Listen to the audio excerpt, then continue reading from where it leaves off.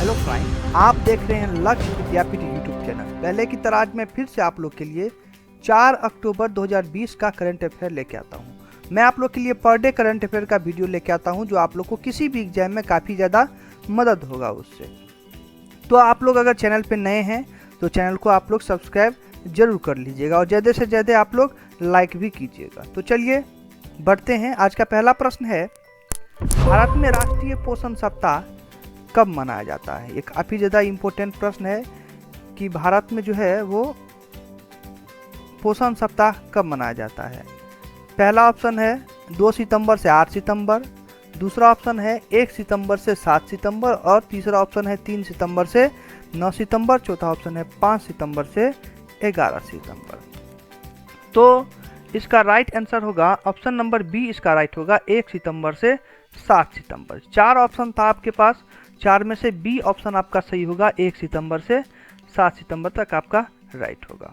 नीचे इसका व्याख्या मिल जाएगा आप लोग को कि राष्ट्रीय पोषण सप्ताह जो है वो 1982 से 1 सितंबर से 7 सितंबर तक मनाया जाता है ताकि पोषण और मानव शरीर के लिए इसके महत्व के बारे में ज्ञान का प्रसार किया जा सके। काफ़ी ज़्यादा इम्पोर्टेंट प्रश्न है, आप लोग को एग्जाम में अच्छे से आप लोग इसका आंसर दीजिएगा, अच्छे से तैयारी करके आप लोग जाइएगा एग्जाम में। व्याख्या आप लोग अच्छे से पढ़ के समझिएगा। जितना भी सारा प्रश्न है सारे का व्याख्या आप लोग को नीचे मिल जाएगा। व्याख्या अच्छे से समझिएगा, क्योंकि आप लोग को प्रश्न में किसी भी तरीके से प्रश्न पूछा जाएगा घुमा फिरा के। अगर व्याख्या आप लोग अच्छे से पढ़ के समझते हैं तो आप लोग को कोई भी परेशानी, कोई भी दिक्कत नहीं होगी।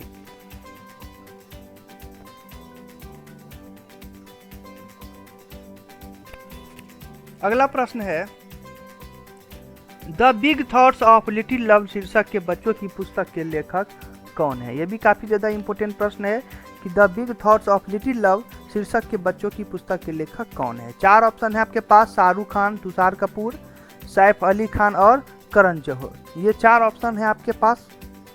इसमें से राइट आंसर होगा ऑप्शन नंबर डी। इसका राइट होगा करण जौहर, इसका राइट आंसर होगा। इसका व्याख्या नीचे दिया हुआ है। फिल्म निर्माता करण जौहर ने कहा है कि उन्होंने the big thoughts of little love शीर्षक के एक बच्चों की किताब लिखी है जो माता पिता के रूप में उनके स्वयं के अनुभवों से प्रेरित है। किताब जुड़वां लव और कुश की कहानी सुनाएगी। तो ये भी काफ़ी ज़्यादा इम्पोर्टेंट प्रश्न है, देख लीजिएगा। बढ़ते हैं अगले प्रश्न की ओर। अगला प्रश्न है, देश की प्रमुख समाचार agency press trust of India के अध्यक्ष के रूप में किसे नियुक्त किया गया है? 4 ऑप्शन है आपके पास, राजमणि वेंकटरमन, दूसरा ऑप्शन है अवेक सरकार, तीसरा ऑप्शन है विजय कुमार चोपड़ा और चौथा ऑप्शन है विवेक गोयनका। तो 4 ऑप्शन है आपके पास। इसमें से राइट आंसर होगा ऑप्शन नंबर बी। इसका राइट होगा अवेक सरकार। आइए इसका व्याख्या देखते हैं। संपादक एमेरिटस और आनंद बाजार समूह के प्रकाशक के उपाध्यक्ष अवेक सरकार को देश की प्रमुख समाचार agency press trust of India का अध्यक्ष चुना गया है। उनकी बैठक में पीटीआई के निदेशक मंडल द्वारा सरकार के चुनाव की पुष्टि की गई है। वह पंजाब केसरी समूह के अखबारों के मुख्य संपादक विजय कुमार चोपड़ा के उत्तराधिकारी हैं। ये व्याख्या आप लोग अच्छे से रिपीट करके दोबारा पढ़ के आप लोग समझ लीजिएगा बढ़िया से। ये इसका प्रश्न है। चलिए बढ़ते हैं अगले प्रश्न की ओर। अगला प्रश्न है, पूर्व पद से हटने के बाद भारत के नए चुनाव आयुक्त के रूप में किसे नियुक्त किया गया? ये भी बहुत ज़्यादा इंपॉर्टेंट प्रश्न है। 4 ऑप्शन है आपके पास, राजीव कुमार, विवेक ओबराय होगा यहाँ पे, विनोद खत्री, अशोक लवासा। ये 4 ऑप्शन है आपके पास।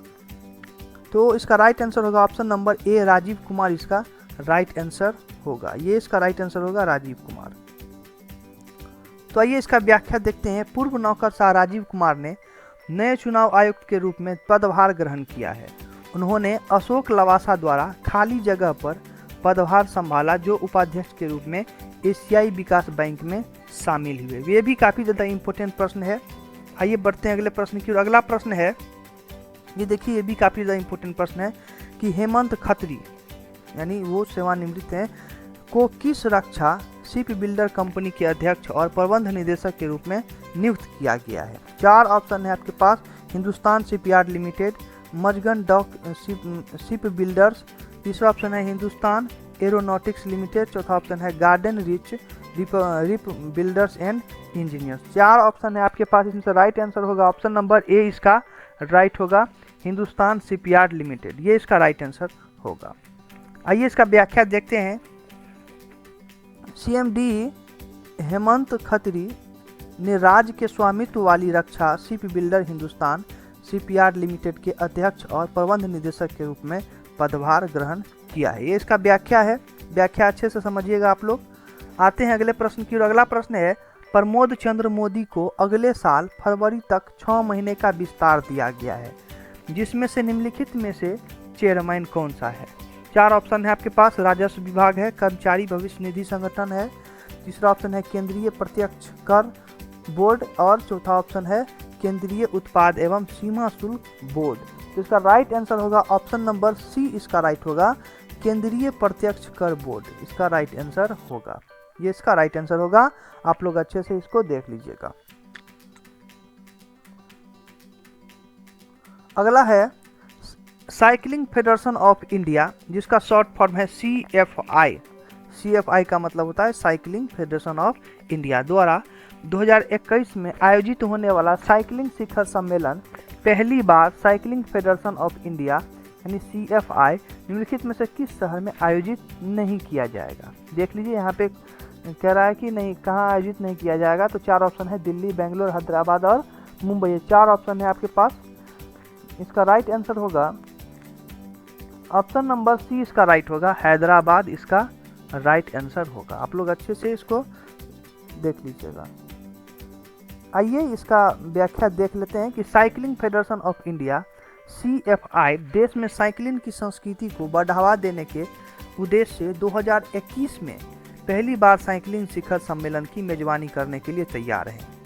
आप लोग व्याख्या अच्छे से समझिएगा पढ़ के। CFIR ने कहा है कि इसने शिखर सम्मेलन के लिए एक मार्केटिंग एक्सप्लोरेशन फर्म कॉन्टार्क्टिका के साथ एक समझौता ज्ञापन AMOU पर हस्ताक्षर किया है। साइकिलिंग समिट 2021 की मेजबानी दिल्ली, मुंबई और बेंगलोर में की जाएगी और देश भर के साइकिल उत्साही प्रसिद्ध एथलीटों और व्यवसायों का एक अनूठा संगम होने की उम्मीद है। ये सारा व्याख्या है। आप लोग एक बार और भी आप लोग रिपीट करके बढ़िया से इस व्याख्या को देख लीजिएगा, समझ लीजिएगा, काफ़ी ज़्यादा इम्पोर्टेंट है।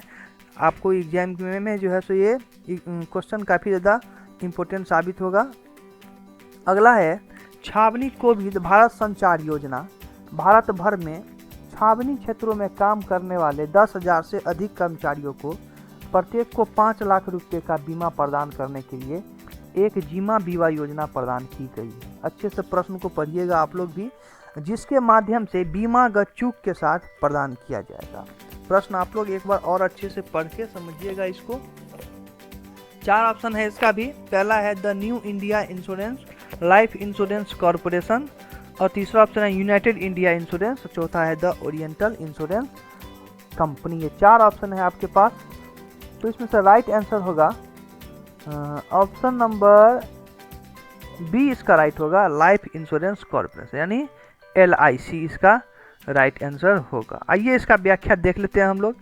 रक्षा मंत्री राजनाथ सिंह ने एक जीवन बीमा योजना शुरू की है जो पूरे भारत में छावनी क्षेत्रों में काम करने वाले 10,000 से अधिक कर्मचारियों को 5-5 लाख रुपए देने का कवर प्रदान करेगी। जीवन बीमा निगम के माध्यम से एक समूह जीवन बीमा योजना छावनी कोविड योद्धा और सुरक्षा योजना से डॉक्टरों, पैरामेडिक्स और स्वच्छता कर्मचारियों सहित अस्थायी और संविदा कर्मचारियों को लाभ होगा इससे। ये इसका व्याख्या था।